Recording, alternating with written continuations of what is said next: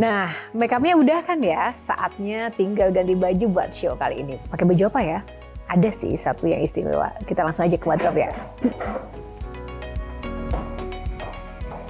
Wow, bagus banget. Bagus ya? Wah, ini juga ada ya untuk cowoknya ya? Ini juga dari sarung gajah duduk untuk kemeja pria. Dan ini untuk busana wanita. Nggak nyangka ya, ternyata kain sarung gajah duduk ini bisa dibuat dengan berbagai macam varian untuk busana baik pria maupun wanita. Selain bahannya juga adem, variannya juga banyak sekali motifnya. Dan ini pun bisa cocok untuk segala situasi dan juga acara. Tak dapat dipungkiri, sarung gajah duduk memang legenda Nusantara. Dan jangan lupa yang ada tulisan Arabnya.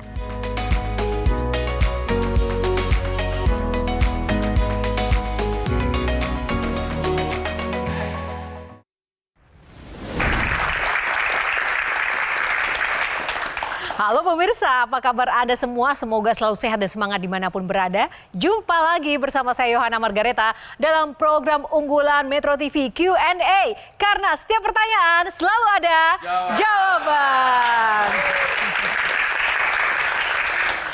Pemirsa, Q&A malam ini akan membahas kegaduhan hasil Pilpres 2024. Lalu sebelumnya kita juga akan membahas hal-hal terkini dan terupdate. Dan saya tidak sendiri, panelis yang terbaik kami sudah dengan sangat setia dan berbaik hati untuk hadir di tengah-tengah kita. Langsung saja kita sambut yang pertama, Kang Maman. Mbak Tejo. Yohana. Oke. Sherry Anavita. Bang Ferry, selamat datang. Dan ada Semi. Dan berikan tepuk tangan yang paling meriah untuk rekan-rekan mahasiswa yang ada di studio. Terima kasih, semangatnya semuanya sudah setia hadir di Q&A. Nah, faktanya Indonesia saat ini sedang dihadapkan pada gelombang baru kontroversi politik yang dipicu oleh adanya dugaan kecurangan pemilu tersebut. Berbagai upaya termasuk penggunaan hak angket terus digulirkan oleh para politisi Senayan. Namun pertanyaannya, akankah hak angket ini menjadi sebuah mekanisme yang jitu untuk menegakkan konstitusi dan juga demokrasi kita? Kita akan undang bintang tamu spesial kali ini. Yang pertama kita akan undang Abraham Samad dan juga yang kedua Bang Refli Harun. Tepuk tangan dong. Menyala bangku. Apa kabar? Jangan duduk dulu dong Bang Refli. Oh jangan dulu. Saya nggak mau boleh. Abraham Samad. Oh. Udah rindu kursi. Apa ini maknanya kok? Apa namanya? Elus-elus kursi. Kursi Mau dapat kursi juga? Bukan, kursi itu harus bersih. Kursi harus bersih. Iya dong. Tunggu. Ini kan karena ngomongnya kursi, Iya. Bang, ini gaduh di luar ini sebenarnya memang kepentingannya untuk negeri atau memang untuk cari perhatian? Dua-duanya. Maksudnya gimana? Ya untuk negeri dan untuk cari perhatian. Agar supaya apa Kalau kepentingan kita cari perhatian? tidak dapat perhatian, gimana orang kemudian melihat kita? Kan gampang kan? Jadi kalau kita mau berjuang sesuatu untuk negeri, ya kita harus cari perhatian. Benar nggak Mbak? Nanti Mbak ya? Efektif nggak? Tapi efektif nggak Bang Abraham dengan podcast dan dengan suara-suara kritiknya saat ini? Sebenarnya efektif menurut saya ya. Karena kita menuntun orang. Karena kan banyak orang sesat nih jalannya. Siapa yang sesat? Banyak, makanya lewat podcast lah kita menuntun orang supaya dia nggak sesat. Begini, saya mau Contoh yang sesat tuh yang 5 orang ini sesat semua. tapi saya mau nanya ini ya pemirsa, abang berdua ini kan lantang sekali ya menyuarakan kritiknya begitu. Keluarga dan sanak saudara aman-aman saja? Tidak ada tekanan atau teror mungkin yang dialami? Aman ya. So Alhamdulillah far so aman. good. Alhamdulillah. So far so good. Ya. Cuma yang dialami Refli ini mungkin karena dia terlalu keras, maka dia udah di lobi. Masuk jadi menteri. Oke. Paling tidak nama saya disebut waktu deklarasi kemenangan. Ya Oh, kan? tapi ya, itu bukan Perlu tujuan. diklarifikasi tapi. Oh, itu. diklarifikasi ya. Iya.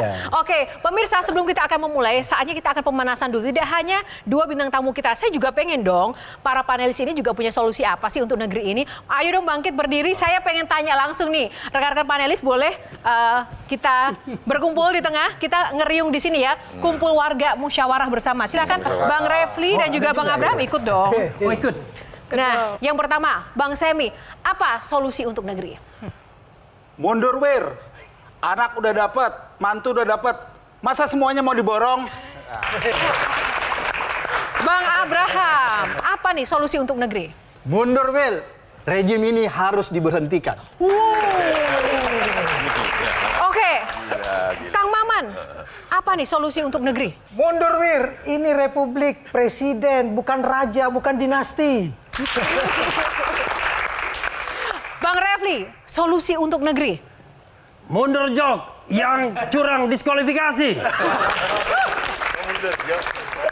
Shirley, maju dong. Apa solusi untuk negeri? Mundur Wir, reformasi itu harusnya berjalan maju, bukan berjalan mundur.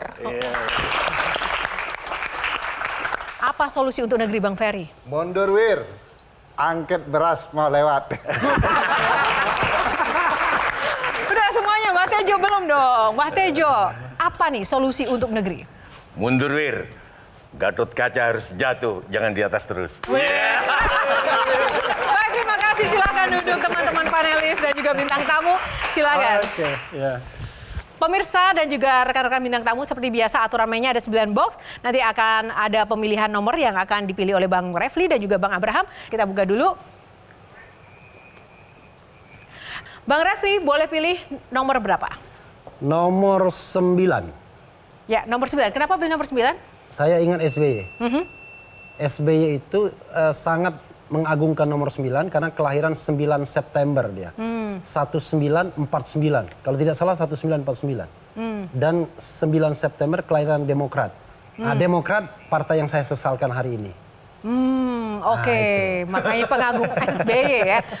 Oke, Karena kemarin oposisi soalnya. demokrasi. Oh, demokrasi. Makanya cocok kan demokrasi kan. Kita langsung aja ke Semi untuk pertanyaan pertama pada bintang tamu kita. Ini kan sebenarnya orang bilang ada yang curang Ya. dengan pemilu ini. Sebenarnya menurut Bang Refli, ini kecurangannya itu di perhitungan atau sebelum masuk TPS. Suara yang dipengaruhi oleh bansos lah, atau aparat desa yang dimobilisasi. Kalau kecurangannya yang sebelum di TPS, kenapa pihak yang sekarang kalah, ya setidaknya menurut versi Quick Count ya, nggak boikot aja sih dari awal kalau memang udah tahu curang dari awal gitu loh. Gimana Bang Refli? Iya juga ya pikiran dia. Iya, betul. Demokrasi dan pemilu itu kan sarana dan komitmen kita. Jadi kita berharap bahwa ya Pak Jokowi sadarlah jangan cawe-cawe. Kan kritik itu kan tidak hanya pada saat pencoblosan dan kedepannya, tetapi sebelum pencoblosan itu sudah ada kritik yang luar biasa. Ini ada dirty vote misalnya, ya kan, bintang dirty vote. Tetapi yang jadi masalah adalah ternyata bukannya sadar, malah menjadi-jadi untuk kemenangan itu. Jadi sebenarnya protes itu sudah ada sebelumnya. Hanya masalahnya adalah kita mau menyampaikan protes itu kemana? Ke Bawaslu, ke KPU, tidak efektif. Karena itu memang yang ditunggu akhirnya ya tadi, kalau nggak jalanan, angket, atau mungkin Mahkamah Konstitusi. Walaupun terus terang, institusi itu kan institusi yang juga tidak terpercaya, bahkan pangkal masalah sesungguhnya. Nah, tapi yakin angket akan terjadi, Bang Refli? Tergantung kepada siapa? Bergantung kepada iman. Enggak, serius. Ini kan saya serius ada banget. kesan Kenapa saya bilang angket ini iman? kan soal kalau kita maju bicara 01 dan 03, itu dia punya 314 suara. Dan itu mayoritas, 50% plus 1, dan itu sudah cukup untuk mendorong hak angket. Setelah diinisiasi dari 25 orang minimal dengan lebih dari satu fraksi. Begitu dibawa ke paripurna, maka kalau kita sudah menguasai 50% plus 1, maka secara teoritis harusnya hak angket berjalan mulus. Secara praktek, karena kan ini sudah mulai ada gerilya Sandra menyandra kasus. Prakteknya adalah ada gerilya yang diduga dilakukan oleh pihak-pihak yang tidak suka angket ini berlangsung. Dan gerilya itu akan kita lihat. Sekarang Bang Ferry silahkan, boleh ke Bang Abraham atau Bang Refli? Ya, ke Bang Abraham ya. Apa salahnya Bang sayang anak, kenapa harus diangket pula untuk jadi sayang anak ini? Begini, Bang Ferry, saya tuh mengikuti pemilu sejak Orde Baru ya. Dan kebetulan saya jadi aktivis juga sejak Orde Baru. Dan saya menilai pemilu kali ini adalah pemilu paling buruk kecurangannya, paling brutal dan paling sadis.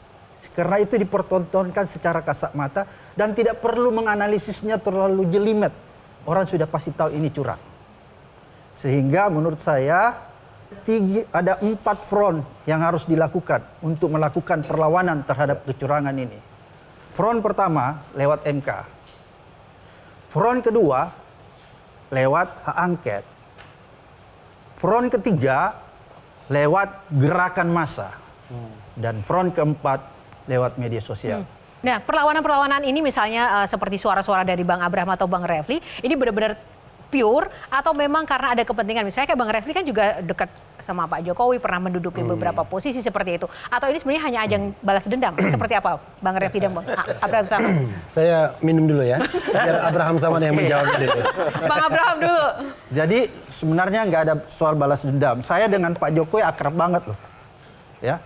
Dan pertama saya menyatakan bahwa saya tidak bisa lagi menerima semua produk pemerintahan ini ketika merevisi Undang-Undang KPK.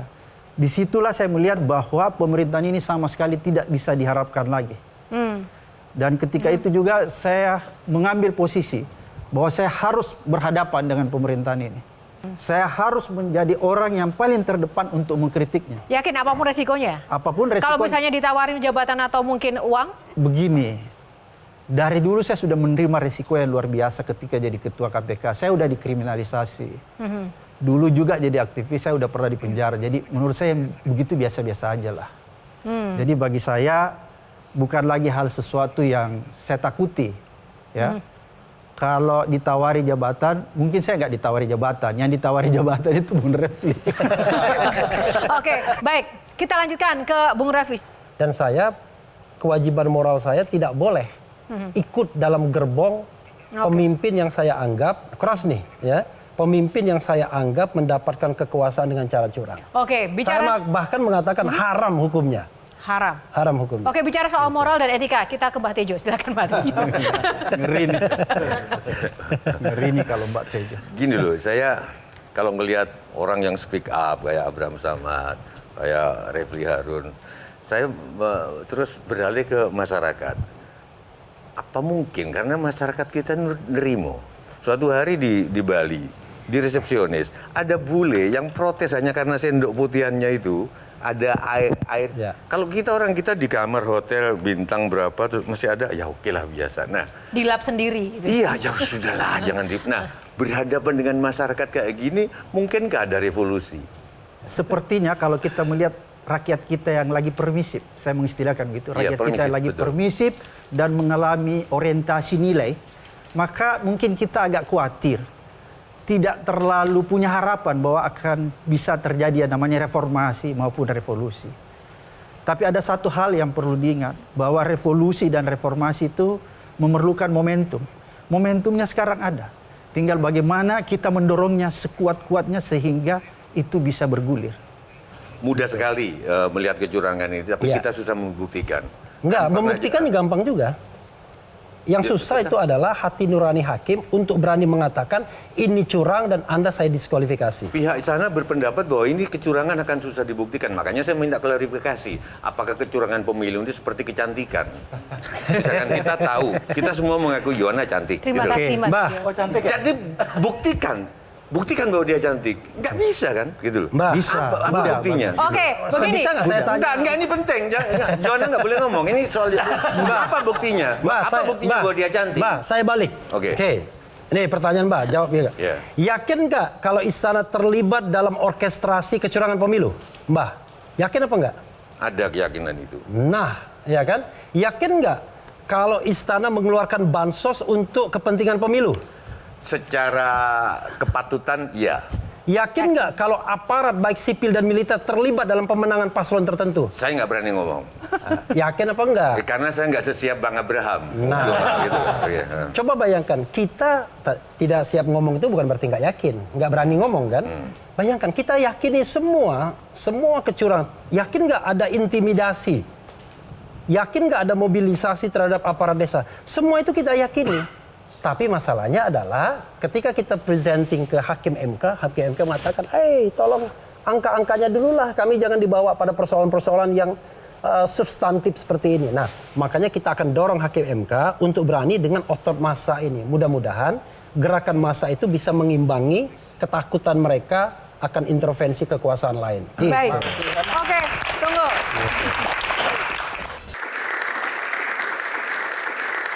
Selanjutnya Bang Abraham, box nomor berapa? 1. Oh, 1 langsung box nomor 1. Kita buka box nomor 1. Pilih box nomor 6. Berarti kita buka box nomor 6. Nggak boleh 1 ternyata ya. Kita buka box nomor 6. Bocorin dong. Nah. Oke, kita lanjutkan. Masih ada hubungannya dengan masalah kecurangan. Mungkin Kang Maman ada pemikiran-pemikiran. Sepesimis itukah kita dengan MK? Karena dari tadi Bang Refli bilang kualitas. Sehebat apapun aduan kita, kalahnya sama pertanyaan soal kuantitas. Ya. Sampai kapan? Apakah kita tidak punya strategi untuk menghadapi hal ini? MK itu mayoritas hakimnya paham bahwa mereka adalah the guardian of the constitution. Mereka adalah penjaga konstitusi. Tetapi kalau mereka mau melipir, tidak mau mengambil resiko, mereka kembali kepada doktrin yang sangat tradisional, yaitu kami cuma hitung-hitungan aja. Nah, itu cara mereka untuk menghindar dari tanggung jawab besar, menegakkan pemilu yang konstitusional, yang jujur dan adil. Pertanyaannya adalah, kok hakim konstitusi begitu kualitasnya? Ya memang begitulah. Karena itu terus terang saya mengatakan, ini mohon maaf dengan hakim konstitusi, saya mau mendelegitimasi hakim konstitusi mengatakan Anda penakut, Anda tidak berani, sampai kemudian dia membuktikan bahwa omongan saya salah. Dan saya berharap omongan saya salah. Gitu caranya. Oke, silakan Bang Ferry. Ya.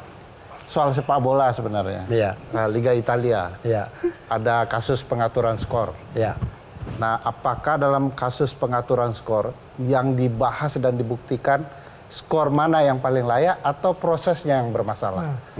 Ya, wasitnya terlibat, pemainnya terlibat, klubnya terlibat, organisasi sepak bolanya terlibat. Kalau Mahkamah Konstitusi sibuk dengan hasil padahal prosesnya bermasalah, sebenarnya mereka tahu nggak soal Liga Italia dan liga-liga yang bermasalah itu, Bang Refli, sebagai mantan wartawan sepak bola juga. Oke, saya tahu, ya kan. Kita tidak bisa mengatakan bahwa skor itu hanya dari pertandingan saja. No. Itu bisa aja ada mafia di belakang layar itu yang mengatur skor pertandingan. Jadi ketika pertandingan dilakukan, ya skor itu bisa dibuat semaunya saja. Makanya saya katakan, kalau kita rely on dengan angka-angka, udahlah buang semua angka itu. Yang kita harus rombak adalah struktur kekuasaan, struktur demokrasi kita, atau tradisi demokrasi kita yang menggunakan uang dan kekuasaan untuk memenangkan pertarungan. Di Liga Italia terakhir, Ya. Juventus begitu ketahuan terlibat didiskualifikasi. Diskualifikasi. Itu yang kita Pertanyaan, harapkan. kalau ketahuan terlibat salah satu pasangan calon, mungkinkah didiskualifikasi? Tidak ada yang tidak mungkin, karena dalam konteks pilkada sudah ada. Sepertinya percaya betul dengan hakim MK? Saya berusaha untuk percaya karena tidak ada alternatif lain. Sorry, apakah ini nggak bisa jadi presiden MK yang sekarang ini? Saya mau ingat kalau nggak salah, Ya. sudah ada ketentuan Jaksa Agung tidak boleh dari partai. Ya. Satu. Terus baru lama ini pilkada tetap dimundurkan di waktu tidak dimajukan seperti dugaan atas keinginan Jokowi. Iya. Dimajukan Tetap selama November. tetap. November. Bukankah itu sudah titik cerah untuk enggak? Tapi di drama Korea, Mbak, untuk set ending itu ada kebahagiaan.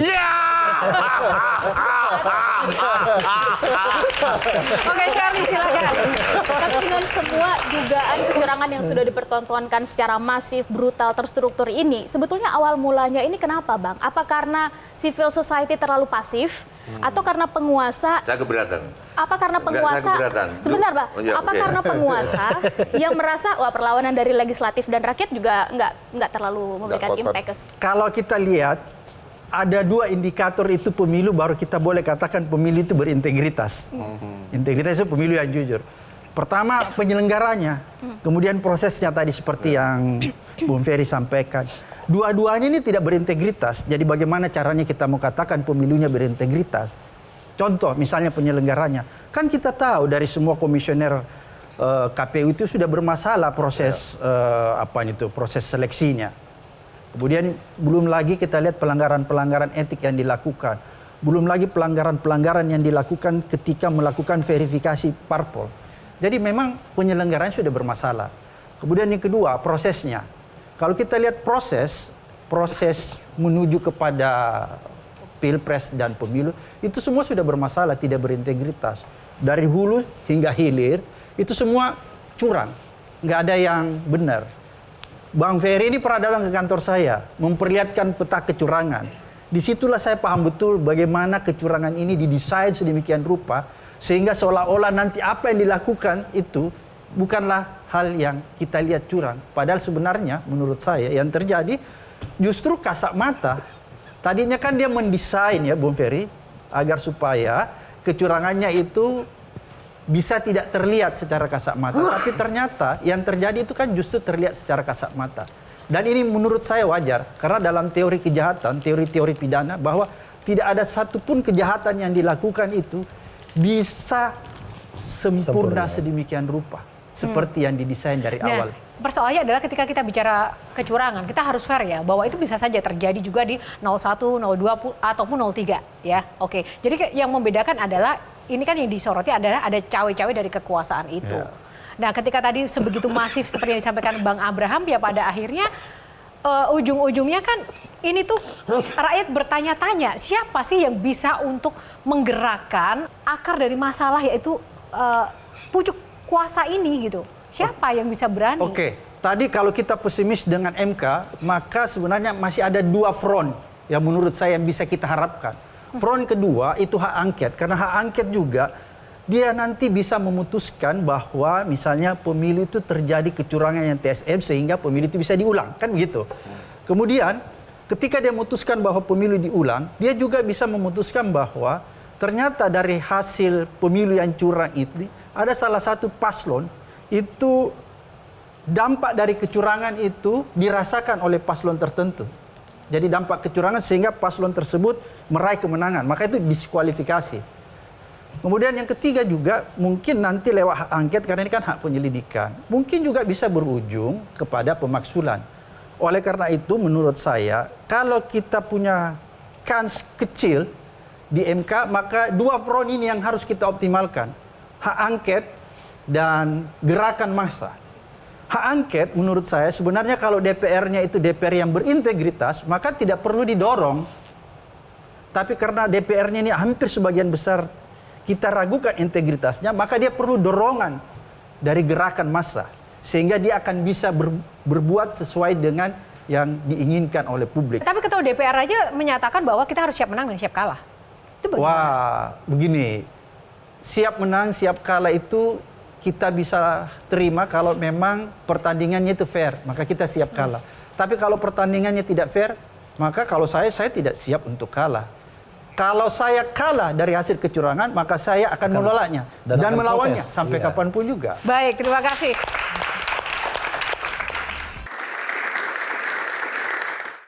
Kali ini kita lanjutkan box selanjutnya. Abangku Refli, silahkan nomor berapa?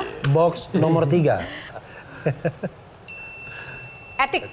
Oke. Silahkan Semi. Sedikit mengulang tadi, salah satu titiknya tadi adalah gerakan massa. Apakah kondisi negara Indonesia saat ini itu sudah memenuhi syarat untuk gerakan yang masif?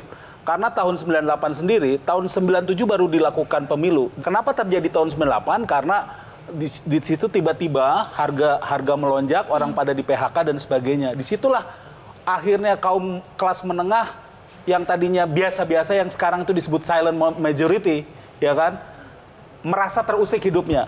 Itulah menjadi syarat kenapa 98 Soeharto harus turun. Nah, jadi sebenarnya apakah syarat untuk gerakan massa itu sudah tercapai, itu Bang Abram?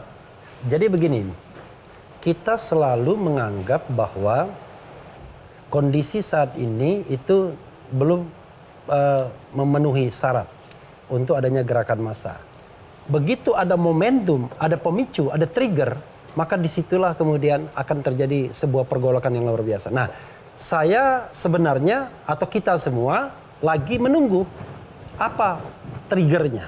Nah, kalau tidak Jadi ada, triggernya itu pemicu. Jadi ini ada suasana perang misalnya, tapi tidak ada yang berani menembakkan pelatuk itu. Nah sekarang nih orang menunggu triggernya apa? sampai kapan menunggu? Jangan-jangan memang nggak ada. Trigger itu nggak bisa kita wah besok lusa kita rencana enggak. Tetapi ketika pelatuk itu belum ada, misalnya sebuah rekaman atau sebuah dokumen dan lain sebagainya, atau sebuah pengakuan dari pelaku, maka kita belum akan mendapatkan trigger itu. Nah mudah-mudahan trigger itu dalam jangka waktu Ya sebulan ini kita dapatkan dan kita dapat perubahan yang signifikan dalam demokrasi kita ke depan. Oke. Insya Allah. Soal trigger nih Bang Ferry. Ya, Gitu. salah satu standar etik bernegara kita kan konstitusi ya. Ya. Jangan-jangan tidak ada trigger itu memang karena tidak ada juga pelanggaran konstitusi yang dilakukan Jokowi. Yang dia langgar tidak ada. Tapi Yang diterabas semua. tapi karena dia terobos semua. Sehingga konstitusi tidak ada lagi sebagai parameter ya kan. Jadi kalau kita bicara begini, dalam konteks pemilihan umum saja, kan konstitusi mengatakan pemilu itu harus luber dan jurdil. Oke, langsung, oke, kita mungkin nggak ada masalah, umum nggak ada masalah. Begitu bebas, apa yang bisa Anda katakan kalau misalnya ada cerita begini, berapa persen kemenangan atau sekian persen, 70%? No, kami ingin yang menang paslon ini dengan persentase ini, bagaimanapun caranya. Itu intimidasi. Datangkan aparat desa seluruh Indonesia ke Jakarta. Yang tidak datang dipanggil polisi. Itu intimidasi. Kalau kita bicara teori piramida pemilu, intimidasi itu sesuatu yang bisa membuat pemilu itu invalid dan harus diulang. Bagaimana kita mau mengatakan adil kalau seandainya deploy bansos 560 triliun untuk paslon tertentu, lalu yang lain dirugikan. Ada mantan ketua umum partai politik yang sekarang menjadi Dewan Pembina yang mengatakan, ini mohon maaf ya, jangankan manusia, monyet pun katanya, kalau dibiayai dengan 560 triliun itu bisa jadi presiden. Ini mohon maaf. Tapi saya punya keyakinan semua ini bermula dengan menghancurkan KPK. Sehingga penyimpangan di bansos dan segala macam itu bisa berjalan. Lolos gitu ya. Benar nggak tuh Bang? Saya sepakat. Tapi sebelum Langsung saya jawab itu, bersemangat ya.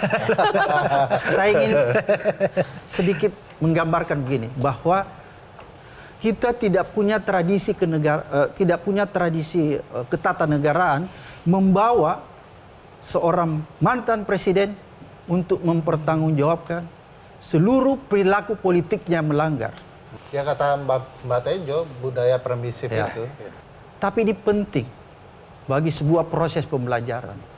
Karena mungkin setelah Presiden Soeharto, maka itu akan dicontoh bahwa kalau kita melakukan politik ugal-ugalan, kita melanggar konstitusi, kita melanggar undang-undang, ketika kita jadi presiden dan ketika kita turun jadi presiden, hukum tidak akan mungkin bisa menghampiri kita karena kita punya hak imunitas. Lalu Dibawa. kaitannya dengan KPK, apakah benar bahwa KPK ini dijadikan alasan sampai dengan saat ini? Itu sudah jelas ya. Kalau kita lihat lewat revisi undang-undang itu kan sudah jelas bahwa sebenarnya rejim ini ingin menghancurkan agenda pemberantasan korupsi lewat revisi undang-undang KPK yang dibuat agar supaya KPK dibuat tidak berdaya. Nah, masih bisakah KPK saat ini untuk mempertahankan diri dengan personil-personil yang mungkin Anda lihat mereka-mereka yang ada di dalam sekarang ini sedang bertarung di dalam KPK masih bisa dipercaya juga? Mungkin orang akan mengatakan saya tidak etis kalau menilai orang yang sedang berada di dalam. Oleh karena itu, saya harus menyatakan seberapa sesuatu. kuat suara seorang Abraham Samad? Oleh karena itu saya harus menyatakan sesuatu supaya orang tidak sesat bahwa pimpinan KPK yang sekarang tidak bisa diharapkan sama sekali. Tapi Bang, KPK sekarang ada gunanya. Minimal untuk mentersangkakan capres lain karena menyuarakan hak angket. Oke, Shirley. Itu menarik itu. Jadi KPK sekarang sudah dipolitisasi. Jadi alat. Oke. Jadi Highway. alat. Baik, terima kasih Bang Ferry. Sekarang Artinya Shirley. dari penjelasan barusan kita dapat gambaran bahwa masalah mendasar yang sekarang dipertontonkan ke kita kan adalah politik basa-basi, Bang. Ya. Politiknya formalitas. Oke. Ini tentang politik menjilat. Dan apakah sudah semendasar itu masalah etika di negeri ini? Dan kalaupun iya, bagaimana kita harus keluar dari masalah ini, Bang? Anda bayangkan nggak ya, ada ketua KPU yang 4 kali dihukum dengan pelanggaran etika. Dan sekarang dia sedang melaksanakan pemilu. Bayangkan, kegiatan demokrasi macam apa di handle oleh orang yang 4 kali melanggar etika. Dan 2 diantaranya pelanggaran berat terakhir. Peringatan keras terakhir. Peringatan keras terakhir.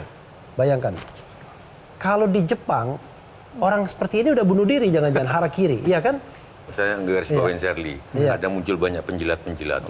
Kalau di wayang, Iya. itu penjilat kayak Sengkuni justru orang yang paling gampang untuk jadi penusuk dari belakang.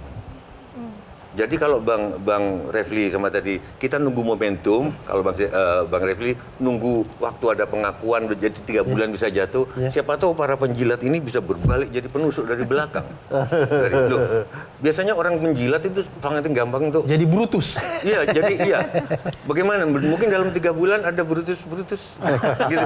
Ya, Mungkin kadang-kadang kan kebenaran itu bisa muncul dari pintu yang manapun kan. Jadi kalau misalnya seorang residivis mengatakan jangan mencopet karena mencopet itu tidak baik, masa kita nggak terima kan? Paham kan maksudnya? Iya, oke. Artinya kadang-kadang kita harus bedakan antara perbuatannya dengan apa yang dia ungkapkan. Bisa jadi apa yang diungkapkan benar karena based on true story kan. Nah, orang-orang yang berada di lingkar kekuasaan itu bisa jadi mereka itu pelaku-pelaku pemilu curang. Ngomong saya ingat. Ya. Dulu di zaman Gus Dur, moncong senjata, moncong meriam-meriam itu menghadap rakyat. Ya. Oke, tiba-tiba pada pukul sekian kalau nggak salah Pak Ramsyad Rajakudu sebagai apa waktu itu? Ramsyad Rajakudu. Riamisar. Iya, sebagai Pangkostrat atau apa? Bukan KSAD dia. KSAD. Tiba-tiba moncong meriam itu berbalik ke istana. Nah, momentum seperti itu mungkin nggak sekarang ini? Sosok seperti seorang Riamisar Rajakudu seperti itu. Iya, Apakah itu ada- moncong ke rakyat loh. Tiba-tiba buat ke istana. Bisa jadi. Bisa jadi. Mungkin nggak ini terjadi? Bukan tidak mungkin terjadi, tapi begini yang kita harapkan. Orang selalu mengatakan begini, kalau demo itu 10.000, maka moncong senjata masih ke rakyat. 20.000 masih ke rakyat. Tapi kalau sudah 100.000, 200.000, Dia 1 balik juta, dia balik. Karena doktrin TNI kita kan dia adalah tentara rakyat, tentara yang memang tumbuh dari rakyat. Nah itu yang membedakan dengan tentara negara lain. Oke, kita akan masuk ke box selanjutnya dulu. Dua. Silakan Bang Abraham pilih nomor berapa? Dua. 2. Oke, kita buka box nomor 2. Play or pass? Pas. Pas. Oke, pas ya. Selanjutnya Bang Raffi pilih box nomor berapa? Nomor 8. Berapa? Nomor 8 ya. 8 itu menurut aksara Sempurna. itu kan nggak terputus tuh. Sempurna. Jadi Sempurna dia. sempurna. Sesempurna apa? Wah, parliamentary threshold. Nah, ini pasti akan panjang juga pembicaranya. Saya berikan kesempatan untuk Kang Maman dulu mungkin. Tapi bagaimana rakyat bisa percaya dengan mereka kalau mereka juga adalah para pelanggar etik? Di mana kita tidak punya harapan pada ada orang-orang bersih lagi di dalam karena semua disebut pelanggar etik. Oke. Termasuk nanti ketika di DPR misalnya ada hak angket. Oke. Tapi kita nggak percaya juga pada orang kita di DPR. Dan kalau sampai tiba-tiba hak angketnya pun menyatakan tidak ada pelanggaran, siap juga menerimanya? Kemana? Ke sini atau ke Bang Abraham sama- Dua-duanya juga. Oke. Dua-duanya. Bang Oke, Abraham sama. Saya ngomong Bung dulu. Abraham dulu. Di Indonesia kita bilang negara kita ini negara yang punya budaya yang paling kuat, punya adat yang paling kuat, ya. Tapi apa yang terjadi di level pemimpinnya? Kan tidak seperti begitu. Kita tidak punya standar moral yang tinggi untuk menjadi ukuran seseorang itu bisa jadi pemimpin. Jadi satu-satunya gerakan massa dong kalau tadi kan 2 angket sama gerakan massa. Kang Maman menarik bagi saya. Ke MK kita sudah nggak percaya, ke lembaga KPU sama Bawaslu nggak percaya, ke DPR nggak percaya juga. Terus gimana? Harapan kita kan masih beruntung. Tapi saya Tapi menjawab dulu. tunggu sebelum dijawab dulu. Ini kita dari tadi kan kita bicara soal gerakan massa. Masalahnya ini adalah massa yang mana? Karena di lapangan sendiri ini kan terbelah. Ada massa yang memang memahami apa yang sedang kita perbincangkan seperti malam ini. Ada juga yang massa sebenarnya juga tadi nerimo-nerimo aja dan juga pengen tenang-tenang aja menurut versi mereka. Sama seperti zaman penjajahan. Dari mungkin jutaan rakyat Indonesia yang berjuang kan paling cuma 1%-nya. Yang lainnya yang hidup sehari-hari. Ya, Sumpah Pemuda itu cuma 300 orang. Makanya. Ya, Tapi betul. kita bicara mengenai sebuah value yang kita anggap itu bisa mewakili orang-orang normal, orang-orang yang punya etika, punya logika. Karena itu ketika kita melawan kezaliman, saya kira itu orang akan menerima kita kalau seandainya perjuangan itu berhasil. Dan memang untuk berhasilnya perjuangan itu tidak semua orang mau berani ambil resiko. Tapi begitu sudah berhasil, saya yakin makin banyak orang yang akan datang dan ingin menjadi bagian dari itu. Oke. Kang Maman tadi mengatakan, saya misalnya bagaimana kalau DPR mengatakan tidak ditemukan apa-apa? Anda yakin nggak terjadi kecurangan dalam proses berpemilu? Kang Maman, Yakin nggak? silakan. Yakin nggak kalau sekarang ini ada kecurangan? Kalau melihat pemberitaan-pemberitaan iya. Nah, kalau DPR mengatakan tidak ada kecurangan, saya tidak akan terima tetap. Bayangkan, kecurangan ini sudah kasat mata, lalu tiba-tiba ada kesimpulan yang mengatakan tidak ada kecurangan.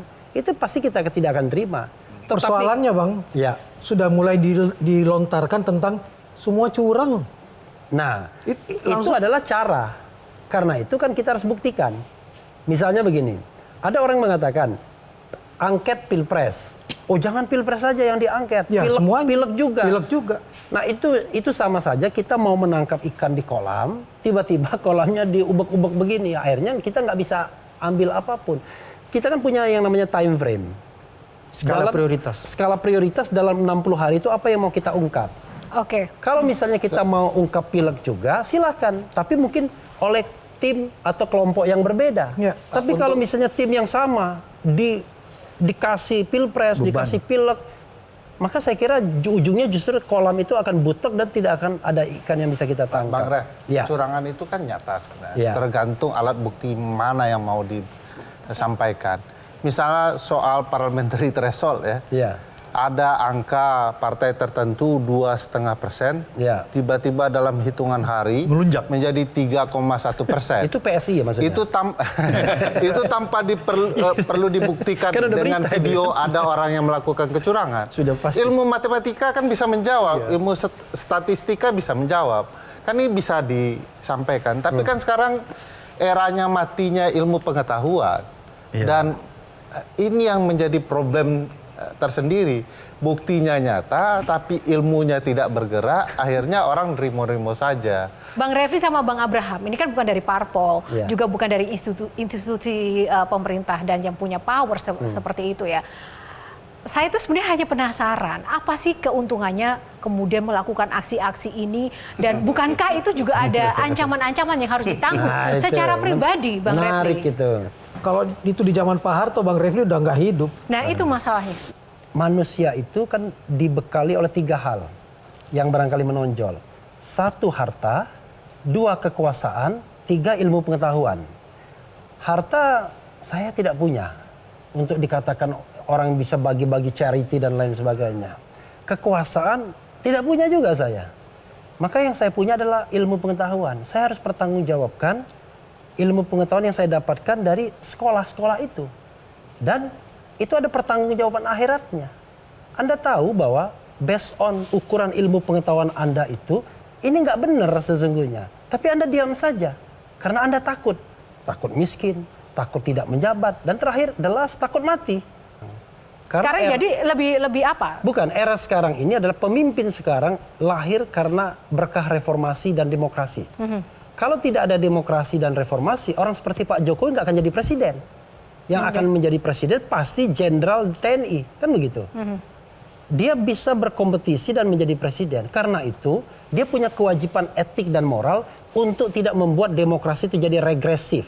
Apalagi kita otoriter kembali. Nah sekarang kemungkinan nanti peluangnya menjadi pemimpin adalah jenderal kehormatan. Bagaimana? That's okay, ya. That's Tapi okay. intinya menurut saya, tapi kan melalui sebuah proses berpemilu walaupun curang. Gitu. Baik, terima kasih Bang Refli. Bang Samad gimana tadi dengan pertanyaan tadi? Sebenarnya garis besarnya seperti begitu, tapi saya ingin tambahkan begini ya. Bahwa ketika reformasi berlangsung itu ada 3 koreksi yang dia lakukan. Yaitu korupsi, kolusi, dan nepotisme. Itu yang kita koreksi sehingga lahirlah pemerintahan yang reformis, itu yang kita katakan, dan sampai sekarang. Dan itu yang menjadi konsensus kita sebenarnya. Tapi ketika pemerintahan ini berjalan, semua dilanggar, dilanggengkan. Lebih-lebih lagi kalau kita lihat nepotisme. Nepotisme ini dilanggengkan, dan menurut saya ini paling berbahaya. Kenapa paling berbahaya? Orang akan permisif yang namanya perilaku nepotisme. Dan itu artinya apa? Itu artinya seluruh aspek kehidupan, sektor-sektor kehidupan kita diwarnai dengan nepotisme. Dan apa dampaknya kalau itu terjadi? Saya tidak bisa membayangkan bahwa berjuta-juta generasi muda yang ada di pelosok itu akan tidak punya harapan menjadi seorang pemimpin. Kenapa saya katakan dia tidak punya harapan menjadi seorang pemimpin? Karena mereka melihat bahwa di Indonesia orang tidak akan mungkin menjadi seorang pemimpin kalau dia tidak terlahir dari anak seseorang yang punya kedudukan. Karena meritokrasi dan kompetensi itu dihilangkan sama sekali. Nah, Itulah yang terjadi sekarang. Oleh karena itu sebenarnya lewat Q&A ini saya ingin katakan begini. Kalau Anda diam, Anda membiarkan praktek nepotisme ini, berarti Anda itu bagian dari orang yang permisif terhadap kejahatan nepotisme. oke. Baik, luar biasa dua bintang tamu kita Bang Refli dan juga Bang Abraham semangatnya. Sejauh mana bisa menerima hasil itu dan langkah apa yang mungkin akan dilakukan? Sebelum saya ke bintang tamu, saya minta pendapat dulu masing-masing dari para panelis terkait dengan hasil pemilu yang nanti akan diumumkan atau ditetapkan. Saya doakan Prabowo untuk sehat minimal 5 tahun ke depan. Karena kalau enggak, Gibran yang gantiin. Baik, terima kasih Bang Ferry. Silakan Bang Ferry. Ya ini bukan soal terima tidak terima ya. Ini soal bicara mana yang benar, mana yang tidak benar. Nah ini yang mau kita sampaikan. Ini curang. Jangan paksa kami mengatakan ini benar begitu ya. Baik, terima kasih. Silakan Shirley. Siapapun yang nanti pada akhirnya dideklarasikan sebagai pemenang oleh KPU, maka perjuangan kita anak muda nggak selesai. Ini adalah tentang demokrasi yang harus terus berlanjut sesuai dengan tracknya. Baik, terima kasih Shirley. Mbak Tejo, silakan. Saya harus bisa menerima pelajaran dari ahli-ahli hukum tata negara bahwa pada akhirnya di demokrasi kita harus mengalah pada yang menang. Walaupun kita nggak setuju. Kalau saya nggak suka musik tertentu.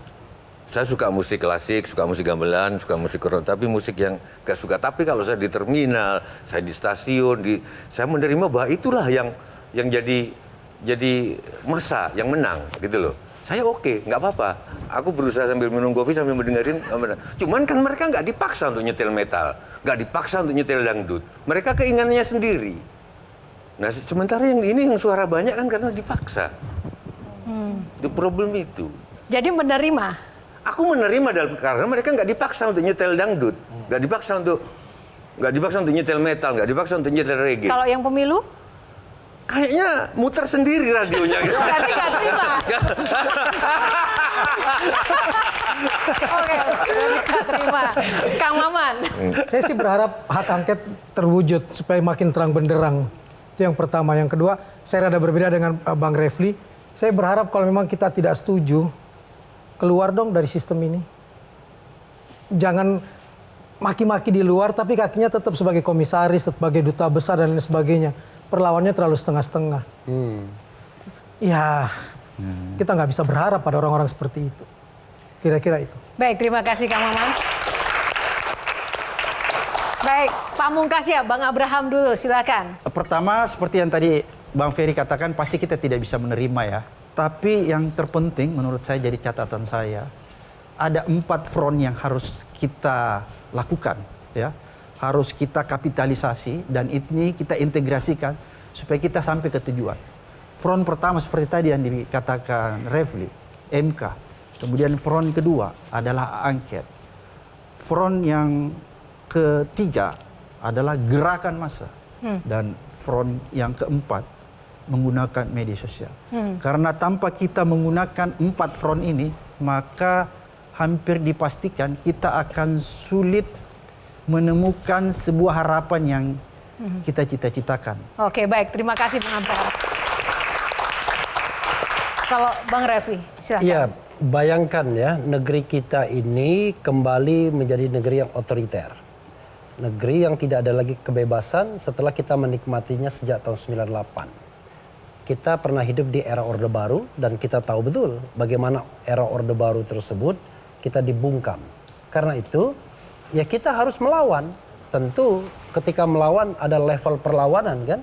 Kalau kita punya pedang kita pakai pedang. Kalau kita tidak bisa pakai pedang artinya kekuasaan, pakai bicara. Tapi kalau kita tidak mampu bicara lagi, ya sudah kata Nabi dengan hati yang menolak. Bahwa kita tidak pernah membenarkan praktek curang sebagai sesuatu yang dipaksakan kepada kita untuk menerima. Saya tidak akan pernah menerima kecurangan, tindakan tidak demokratis, ketidakadilan sebagai bagian dari hidup. Insya Allah mudah-mudahan begitu terus. Amin. Wassalamualaikum warahmatullahi wabarakatuh. Baik, sekali lagi terima kasih untuk para bintang tamu, panelis dan juga rekan-rekan. Berikan tepuk tangan yang paling meriah sekali lagi. Terima kasih untuk suara-suaranya. Semoga bisa membawa suatu inspirasi dan kemajuan untuk negeri ini. Jelajahi cara baru mendapatkan informasi. Download Metro TV Extend sekarang.